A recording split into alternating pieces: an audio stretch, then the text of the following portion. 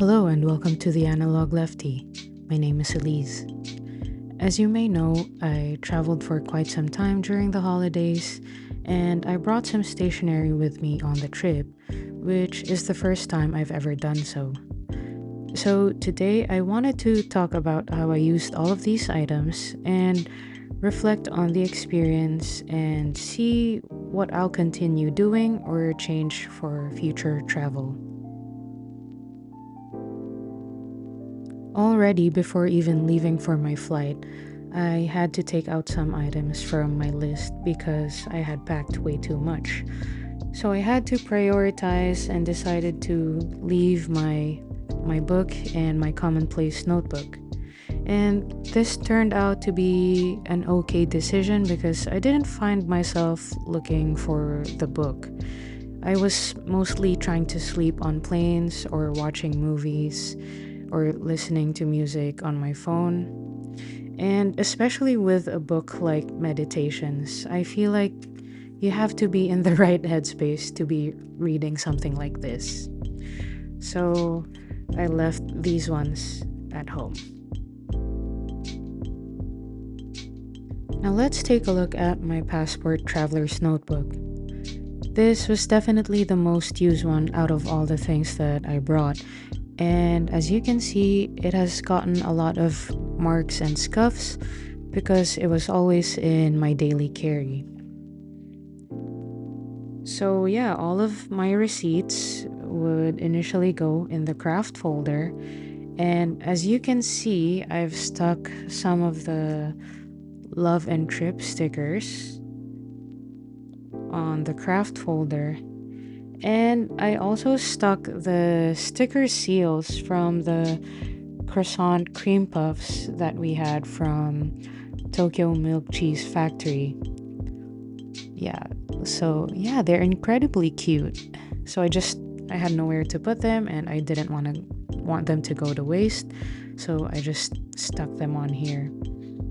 And if we look at the back, you'll see that there's been some transference of the blue dye from the back of the leather cover to the craft folder. And then the monthly planner refill was super useful for making note of appointments and specific activities for the day. So as you can see, I filled that up well. The anything notebook was also put to good use. Like, I used it for various purposes like shopping lists, expense tracking, some quick note taking, and I even wrote down some short journal entries for some thoughts that I had while I was in the airport and when I couldn't sleep on the plane. And if you'll notice, there's an additional refill here that wasn't in the original setup. And this is a Muji passport memo notebook, which fits perfectly in the Traveler's Company TN. I added this one as an extra in case I ran out of pages for my anything notebook, but it ended up being the place where I collected stamps, which I didn't expect to be doing. So these are stamps that I got from when I visited Scribe, where I bought the Sailor fountain pen. And yeah, they're very cute and very detailed. I think this one is from Eric Small Things, and their other stamps are specific to Scribe. But my favorite ones are the dragon and this ink bottle with the color grading. Very nice.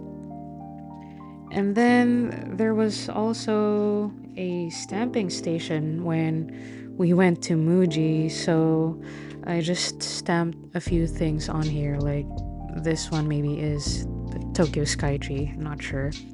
An airplane, a train station, some Japanese iconography like Mount Fuji, a Buddha, a Torii Gate, origami, and some other things.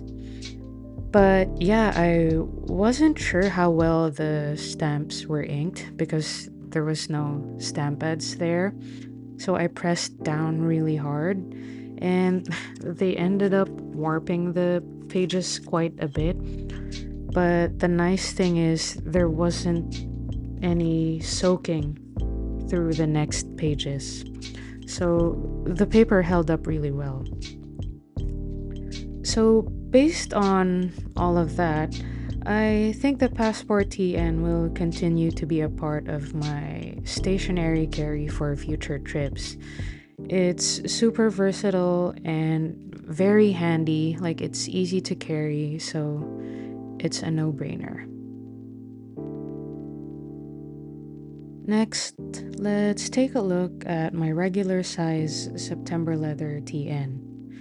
This was used way less than my Passport TN, so there's barely any new marks or scuffs, but the leather has definitely become more soft and pliable than how it started. Yeah, so the zipper pouch definitely served its purpose well. As you can see, I have amassed a number of receipts. Oh, yeah, I forgot about these. These are stickers that I got from Scribe, and this is their logo. So yeah, that's where I started. Very cool. The craft folder also served its purpose well. As you can see, it contains all my boarding passes, and yeah, the pockets are just the perfect size for boarding passes. Now, I didn't do much journaling and I didn't draw at all. I think in my journal I just wrote about the first couple of days of the trip, but that was it. And I've only started backfilling the dates with the journal entries. I think it was a combination of just a stacked schedule plus I think I chose to turn off my brain, which in this case I think was the better form of taking a break mentally. And yeah, I just wanted to be in the moment that way. So the verdict on the regular TN is maybe a 50-50. I guess if the schedule is going to be packed, I wouldn't have a lot of time to journal. Also, I think I learned that I'm not the type of person to journal heavily while on a trip.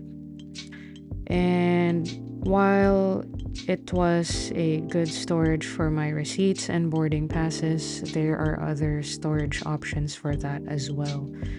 And the Passport TN was already effective for quick notes that I can refer back to when I actually get to journaling, which I had been doing when I got back.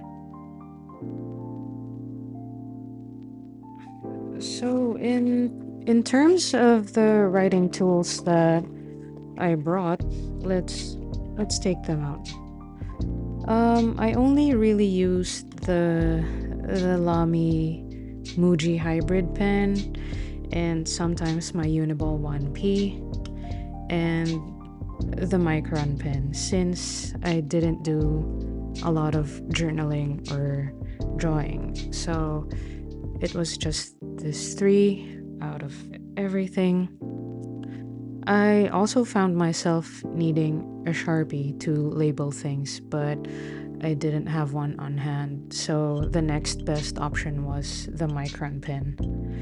And if that's the case, I probably wouldn't bring a big pencil case in the future since I could bring these pens individually inside an organizational pocket in my daily carry bag.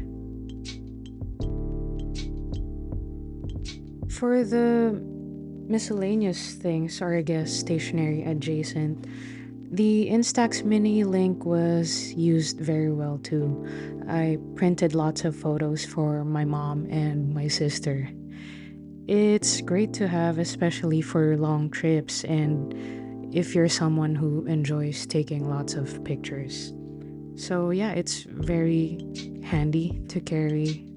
It lived in my tech pouch, and I brought some extra film with me to print the photos. But yeah, this one definitely used well. So, based on how everything turned out, this might be my main setup for future travel stationery tools. Yeah, so I really enjoyed planning and filming this video. It's a great exercise for understanding my habits and personality with regards to traveling, stationery, and analog tools. It'll definitely be helpful in deciding what to pack for future trips. I always aim to pack light, even if I like to be prepared for any scenario at all times. But packing light will allow me to have room for things to take back, and not only in the physical sense, like shopping, but also like mental and emotional takeaways, like learnings, absorbing new culture, and things like that. We gotta make room for new good things in our lives every now and then. If you made it to the end of this video, I appreciate your time and you for being here. Thank you for watching. Take care, and I'll see you on the next one.